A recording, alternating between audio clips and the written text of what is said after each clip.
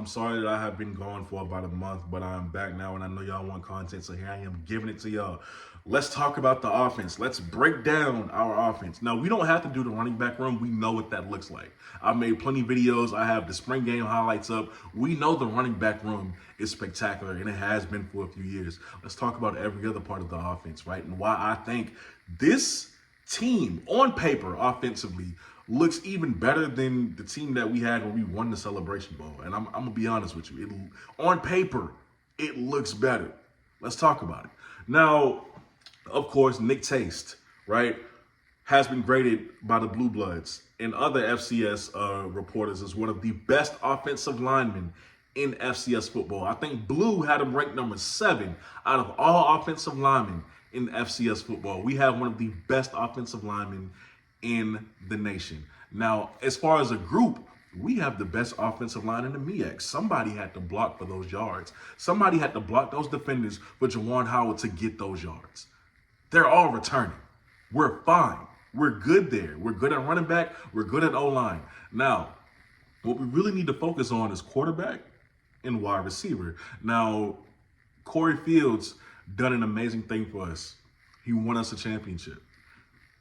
We will forever love Corey. We will forever be indebted to Corey. However, I do think that we have a better quarterback now. We do have a better quarterback now from a talent perspective. From throwing the football, I think he's better. His arm is bigger. His accuracy is better. His mobility in the pocket and outside the pocket is better. He's a better athlete. He's a better quarterback. In Eric Phoenix, we have that now. And of course, he knows the offense because even though he came from the FCS last year, he was at Benedict the years before. He's back with his offensive coordinator. He's back with his head coach. He knows the plays. He knows the offense. He has very close relationships with already 2 of our wide receivers, 2 of our newest wide receivers, who are expected to make big things happen for us next year. We're fine. We really are fine at the quarterback position. But the wide receiver position is what we really need to talk about because this is also one of the most talented wide receiver rooms that we've had in the past couple of years as well. So let's break that down. First off, we know Justin Smith-Brown going into his last year of eligibility.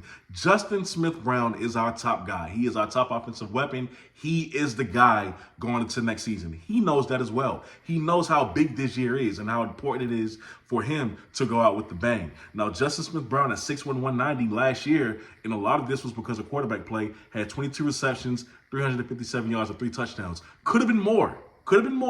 Like I said, quarterback play and offensive play calling just was not good. Okay, let's be real about that. Now, Justin Smith-Brown has a lot of speed, man, and he's a great route runner. Him in space is something dangerous. So the fact that we got him with a better quarterback now, arm-wise, when it comes to arm talent, we're going to see what happens. We gonna see what happens, man. Like, if he stays healthy, too, because injuries have been a problem, right? If he stays healthy, we're going to get a big year, I really do believe, out of Justin Smith-Brown for his last year of eligibility. Now, next up, we got Kaden High, a guy who I am very excited for. Guys, Kaden High in his first collegiate season was not only a starter, he had 47 receptions, 781 yards, and 9 touchdowns, including one of the best performances in the conference championship game. I think he led the team in receiving. Kaden High is a guy who should not have been at the Division II level anyway, okay? He should have been Division I. He went to Grayson, which is a premier high school football program in the state of Georgia. So the fact that we got him, I expect big things out of him. Everybody expects big things out of Kaden High. He is as advertised. I've been trying to tell people. I've been trying to warn y'all. He is as advertised. Next up, Nick Sowell. All right, also coming from Benedict. He is 6'6", 200 pounds. He is a guy who has a lot of potential. He's a guy who wasn't the biggest producer for Benedict, but that's because he came on at a certain point during the season. He emerged in a game versus Miles where I think he had 176 receiving yards, but at 6'6", 200 pounds, he's a big body target, one that we have been missing for a couple of years since Shaq's departure. So I'm glad that we have another big body target who could potentially, hopefully I'm wrong, and he doesn't have to just take this year to get things under his feet. Maybe this year he could really break out as well. Who knows? He could break out very early, but we'll see with him. I just love that we have a big body target on the outside of 6'6". That's just hard to stop. Now, Anaj Carter is one of the guys, the senior, going into his last year of eligibility, who's coming from ETSU. Now, Anaj Carter, 5'8", he's going to kill in that slot. He is one of the most fastest, one of the most quickest, one of the most experienced guys that we have in this room and on this roster. Anaj Carter is a matchup nightmare inside those hashes. That's just the truth. All right, now for coming from ETSU, he had 30 receptions, 436 yards, and 4 touchdowns. Very productive. It's a decent stat line. So we don't need him to put up 80 receptions. We don't need him to have over 1,000 yards. We would love it, right? But we don't need that. We just need him to do what he did because, with a better quarterback now, Eric Phoenix is going to have his options. We just need to do what he did. Help us move the chains, keep the ball going, and we're going to be a nice, balanced team offensively. So Anaj Carter's there.